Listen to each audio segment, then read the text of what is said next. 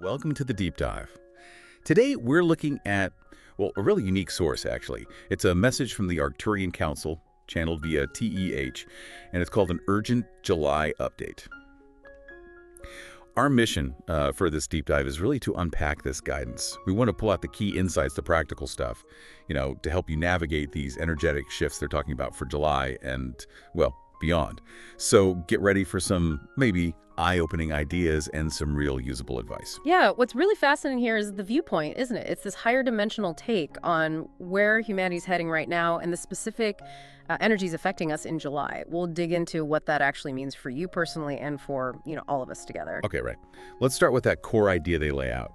The whole universe is moving up frequency-wise, and Earth is being uplifted along with it. The message talks about this growing hope, this optimism, more people realizing that, hey, the future's not set in stone. It's not just wishful thinking. It's like Earth's path is flexible. Yeah. It changes based on our moment-to-moment choices and vibration. Really puts the power back in our hands. But that does raise a question, right? If ascension, this upliftment, is inevitable, like they say, then what's the actual choice? Where do we come in? And the message clarifies that. It's about how you experience it. Is it going to be calm, joyful, or more like struggle and turbulence? And that, they say, depends entirely on how you manage your own energy. It comes down to choosing love over fear, trusting inner guidance over the dire predictions, That makes the ride smoother. Getting stuck in judgment, despair, or buying into a narrative of doom. That just makes it harder, adds weight. So July then. It's not just another month. They're framing it as a test of your commitment to a higher vibration. Yeah. Like a real turning point. Are you going to soak up all the fear-based stories out there? Yeah. Or consciously choose to align with the stream of hope and positive potential? It feels like a very active invitation. Yeah. Choose every moment. Definitely. And building right on that idea of choice of your experience, they then really focus on something specific, an urgent call, they say, to slow down. And they stress this. It's not a polite suggestion, but as a loving alert. A loving alert. I like that. And there's a strong reason behind it, isn't there? They say if you do not slow yourselves down, your oversoul will gladly do it for you. Which sounds a bit ominous, but it manifests as what?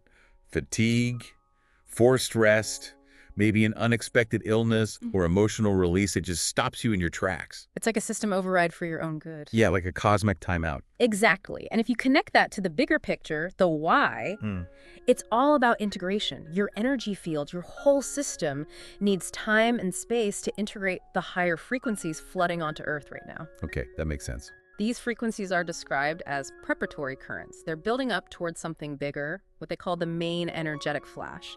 So anything in you that's out of sync, out of alignment, it's going to get transmuted or cleared. Being gentle with yourself, slowing down, just makes that process easier. Right. The whole point is to not meet that big intensity of that flash, totally exhausted or resisting it.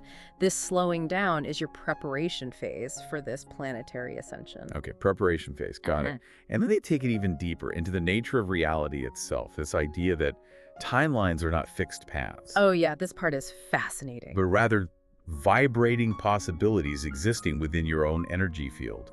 You carry all potential timelines inside you, and you shift to a different one each time you change your frequency. Wow. It really makes you stop and think, doesn't it? Right. About the power in just shifting your internal state. It absolutely does. But then, how do you navigate that? If all these paths exist within you, how do you pick the best one or the easiest one?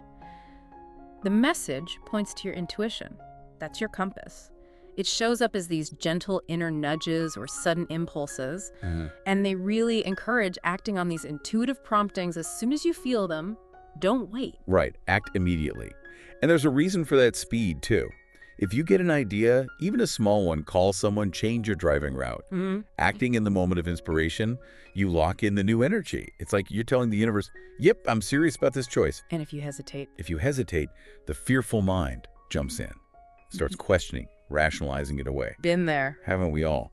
And they say even these seemingly minor adjustments can create huge ripple effects, steering you, maybe others too, away from potential trouble or just less ideal situations. Listen to those little nudges. Got it. Now, as these energies ramp up, they also mention that manifestation speeds up. Yeah, that's a big one. Which means mastering your mind and thoughts becomes ever more important. They use this really powerful analogy. Lucid dream one. That's it. Humanity is heading towards a state that feels a lot like a lucid dream, where your thoughts and feelings create the environment around you almost instantly. Whoa, imagine that in everyday life, which is why they stress mental discipline and self-awareness so much. Exactly. Because an undisciplined mind, one that just wanders into worry or anger, well, it can quickly manifest experiences you do not want. So a solution. A calm, heart-focused mind, that's the remedy they offer. Okay, and how do we cultivate that? It means being really intentional with your thoughts, your words, even what you consume mentally, what you read, what you watch. The advice is practical. Take pauses in your day to breathe slowly and consciously. Step away from doom scrolling, basically. Right. If scrolling news or social media makes you anxious, just stop for a bit. Create these gentle pauses, still points in your routine. Use them to tune into that peace that exists inside your own heart. Clear out the mental clutter and anxiety. And alongside that, they talk about genuine optimism, which isn't about pretending problems don't exist, right? No, not at all. It's about keeping your channel open to receive solutions and higher guidance. Hope, positive expectation. They literally raise your vibration. That allows you to tap into the frequency where answers exist. It's a receptive state. So stay open, stay optimistic, even when things look tough. And they specifically talk about how to handle those predictions and fearful scenarios we all encounter. Oh yeah, the doom and gloom stuff.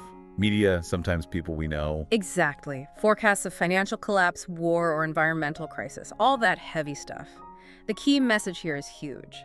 No matter how authoritative those predictions seem, they are not set in stone. Okay, that's empowering. It really is. They remind you that you are sovereign beings who can shift your path through your own energy and choices. So when you hear one of those dire predictions, the advice is, check in with yourself first. Yes, ask yourself, how does this make me feel in my body and heart? If it feels fearful, heavy, hopeless, then it's not a timeline you need to energize.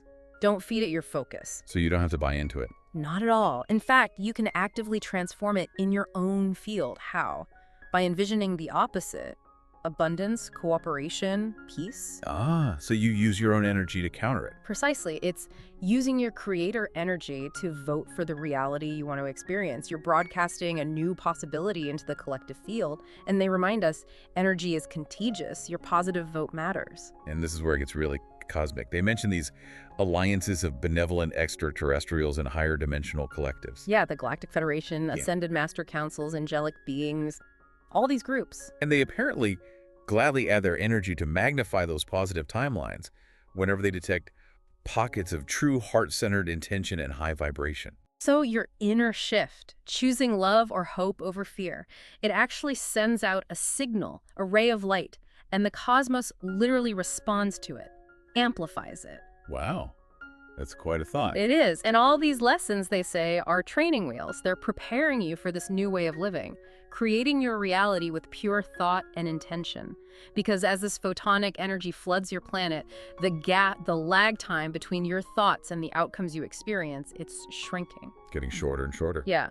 In what they call fifth dimensional existence, physical reality becomes very fluid. It responds really quickly to the projections of consciousness. So right now, you're learning to be deliberate creators. And the advice is to create from inner wholeness and joy, not from lack or fear. Okay, so the practical step here is visualization. Spend a bit of time each day visualizing the world you want, not as some far-off dream, but as something real that is forming right now. See the ecosystems healing, communities cooperating. See the old harmful systems being replaced by life-affirming innovations, leadership based on wisdom and compassion. Yes, and crucially, feel it. Feel in your heart that these scenarios are possible and even already in progress under the surface. Feel the possibility. That feeling part seems key. It absolutely is. And this whole approach, it extends to how you deal with people still caught up in fear. Compassion, patience, that's the way. No need to argue or try to convince them. Nope. Your best approach is to embody the peace and confidence yourself. Just live it. When people see you thriving, calm amidst the chaos, they will naturally become curious. Lead by example. Exactly. Yeah. And remember, each day is a chance to write a fresh script for humanity. Your focus matters. Okay, wow. So let's shift into the specific focus areas they highlighted for July itself. First up, Well, Source as this unconditional provider. Yeah, this is a big shift in perspective they're encouraging. Moving away from that old programming that you must earn goodness from a higher power. Right, like you have to prove yourself worthy. Exactly. In this new energy, they say, source energy, the divine, the creator, whatever name you use, it never holds back love, healing, abundance, or clarity. It's just always flowing to you, constantly. Always flowing. So if we're not experiencing that flow, what's happening?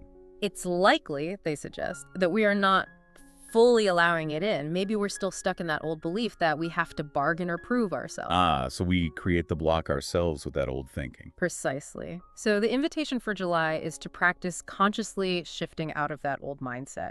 Use affirmations like, all I need is here now, or I am open to all the gifts of the universe. Practice letting that sink in. Yeah. Pay attention if resistance comes up in your body or thoughts, notice it, but keep gently relaxing into this idea of being unconditionally loved and provided for. They say this literally rewires your brain and body to live in a state of trust and receptivity. Rewiring, I like that. And July's energies, apparently, will make you really aware of any gap between what you think you believe and what you actually feel deep down. It encourages what they call surrendered certainty. Surrendered certainty. What's that exactly? It's that deep inner knowing that absolutely nothing you do or don't do could ever increase or decrease the infinite love that Source has for you. Just accepting that unconditional love. And the irony is? The irony is when you fully embrace that, truly let it in, then everything you've been asking for can flow right in. The block dissolves. Wow. Okay. That's powerful. Let's move to the next focus, true abundance. Right. Another area where we've got some old programming to release. Humanity was taught, they say, that abundance is something outside of you, something you have to chase, earn, fight for. Yeah, the scarcity mindset, competition. But the good news is those old ideas are crumbling. So what's the new truth about abundance? The new truth is, real abundance is an energy that springs from within you and flows outward. They use a lovely image. Think of it like a spring of clear water inside your heart. Okay. Fear, scarcity thinking puts a lid on that spring. But when you open up, when you give, share, or simply appreciate what you have, you remove the lid and the water flows freely again. So it starts inside. How do we apply that? Practically, generosity and trust are keys. It doesn't mean giving away everything you own. It's about sharing your time, your talents, expressing gratitude, showing kindness, unblocking the flow. So check where we might be holding back. Exactly. Ask yourself, where am I holding back due to fear? Maybe it's sharing a talent, expressing love, offering help when you could. July's energies, they say, will gently nudge you in those areas where your generosity or openness could expand. Pay attention to those nudges. The message is, loosen your grip and let the energy flow. Give a bit more maybe with a full heart and just see what happens. Yeah. They say when you offer help, donate something, share knowledge, even just pray for others. Almost immediately, something comes into your life in return. It's not like a transaction though, right? Tit for tat. No, exactly. It's not transactional. It's about alignment. It's the principle that what you circulate with love comes back to you multiplied. You're keeping the channel open for this continuous circulation of energy where everyone gives and receives freely. Keeping the flow going. Okay. Next up, dream life and astral experiences. This is interesting. Yeah, lots of people are noticing this, right? Waking up with really unusually vivid dreams or just feeling exhausted like you've been busy all night. Definitely hearing that. Well, the council confirms it. While your body rests, your consciousness often journeys to higher realms for learning. You're not just sleeping. Learning? Like what? Could be anything. Meeting with soul groups to practice building communities, maybe healing with sound and light, or receiving guidance and energetic upgrades from higher beings. You're busy. So what should we do about it? Simple advice. Keep a journal by your bed. Jot down fragments, feelings, images when you wake up. It helps strengthen the bridge between your subconscious and your conscious mind. Makes sense. What about feeling physically off after waking? Aches, dizziness? Understand that you might have been very active in your etheric body, so be gentle. Stretching, drinking water, maybe some morning sun to ground yourself, basic stuff. And this isn't just escapism, this dream work. No, not at all. It's actually training and equipping you to bring more of that limitless creative potential into your waking physical life. So the dream world informs the waking world. Increasingly so. They say the dividing line between the dream world and the waking world will continue to thin as you ascend. It's becoming more integrated. Okay, fascinating. Final specific area, Relationships and community. How are these energies affecting our connections? Fundamentally, they say, ascension is recalibrating how you connect with others. Right. As your frequency rises, you'll just naturally gravitate toward people who uplift you, who inspire you, who resonate with your soul's truth. You find your tribe, vibrationally speaking. Exactly. And the flip side is also true. Some relationships might start feeling distant, like you're drifting apart. That can be hard. It can be, but they say it's normal. It's about vibrational match. If a connection starts to feel consistently heavy or draining, the advice is to approach potentially stepping back with compassion and honesty. No guilt or blame needed. Right. Release the guilt. Trust that in the bigger picture you will meet again in love when the timing is right, if it's meant to be. Okay. And what about new connections? Be open. Be really open to new connections that may come into your life now. You'll recognize them by how they light you up, that feeling of resonance. Say yes more often. Say yes to opportunities to gather with like-minded souls, even if it's online. These group energies are incredibly powerful now. When people join their energy together with high-frequency intention, the effect isn't just added, it's exponentially amplified. So these groups create, like power spots. Kind of. They create a network of light.